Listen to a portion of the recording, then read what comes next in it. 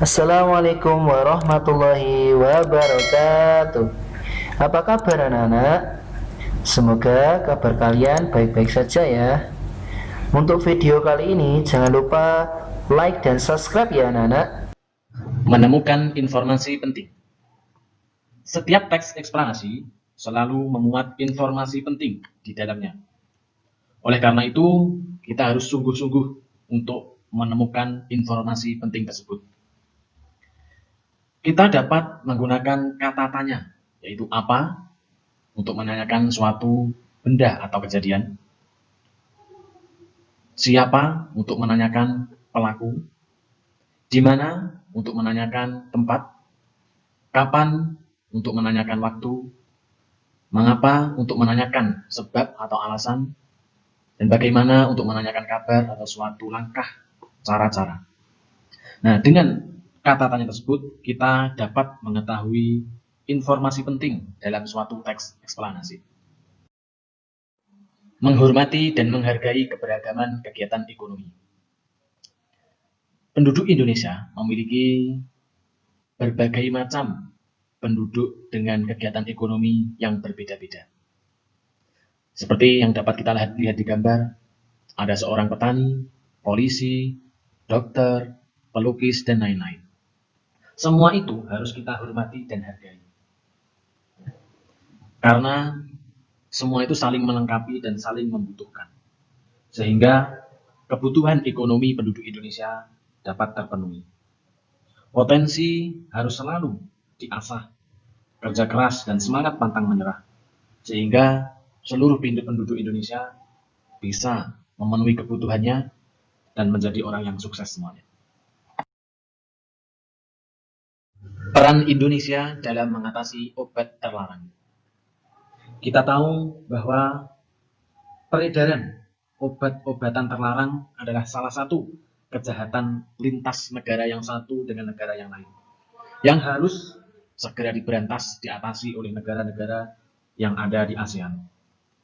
Karena obat terlarang ini sangat berdampak negatif, khususnya terhadap generasi muda. Oleh karena itu, Indonesia sangat berperan aktif dalam memberantas peredaran obat terlarang tersebut. Sehingga juga perlu adanya kerjasama dengan negara-negara lain di ASEAN. Ciri-ciri brosur. Yang pertama yaitu brosur memiliki ukuran lebih kecil daripada poster. Poster biasanya berukuran A3, yaitu 29,7 cm kali 42 cm. Sedangkan brosur memiliki ukuran A5, yaitu 14,8 cm kali 21 cm. Yang kedua, brosur biasanya ditempel di dinding, di tempat yang sudah disediakan, atau dibagikan kepada orang-orang di tempat umum. 3. Berisi informasi atau ajakan untuk berbuat sesuatu. Yang keempat, tulisan di dalam brosur lebih banyak, dilengkapi dengan gambar, karena biasanya ada keterangan terkait apa bahan utama, topik utama yang ada di dalam brosur tersebut. Macam-macam brosur. Brosur memiliki 3 macam bentuk. Yang pertama yaitu brosur tanpa lipat. Brosur jenis inilah yang paling sering dijumpai di kehidupan sehari-hari. Brosur ini berisi informasi yang singkat dan padat. Biasanya dibagikan di tempat keramaian, persimpangan jalan raya, pameran, atau toko. Yang kedua, brosur lipat 2. Sehingga brosur ini memiliki 4 halaman. Jika ingin menggunakan gambar yang lebih besar, dapat menggunakan brosur ini karena memiliki 4 halaman. Yang ketiga, brosur lipat 3, yaitu brosur yang sering digunakan untuk mempromosikan suatu produk. Terdapat 6 halaman yang dapat diisi dengan gambar atau ilustrasi yang berkaitan dengan produk yang dipromosikan. Cara membuat brosur memiliki beberapa tahap, yaitu 1. Menentukan tema dan ide yang akan disampaikan dalam brosur. 2. Memilih jenis brosur yang akan dibuat. Misalnya, brosur tanpa lipat, lipat 2, atau lipat 3. 3. Memilih judul yang menarik sehingga pembaca langsung tertuju pada brosur. 4. Mengatur tulisan pada informasi tersebut agar lebih mudah dibaca. Ukuran hurufnya, jenis font hurufnya diatur sedemikian rupa sebaik mungkin. 5. Menyesuaikan ukuran gambar dengan tulisan sehingga pembaca lebih mudah memahami isi brosur tersebut. Manfaat menggunakan barang buatan negeri.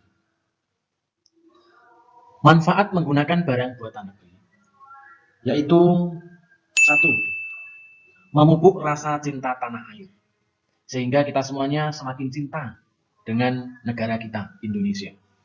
2. Memajukan industri dan produsen dalam negeri sehingga negara mendapat pemasukan.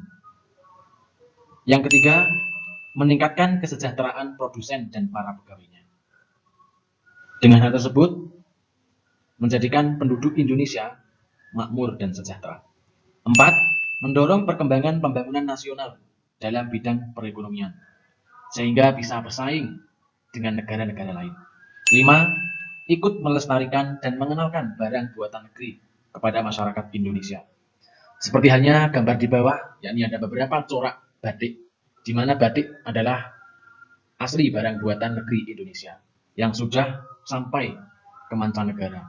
Banyak masyarakat negara-negara lain yang suka dengan batik barang buatan asli negara Indonesia. Yang keenam, membantu mematenkan barang buatan negeri sebagai barang asli Indonesia. Terima kasih atas waktunya. Semangat belajar selalu. Sekian, wassalamualaikum warahmatullahi wabarakatuh.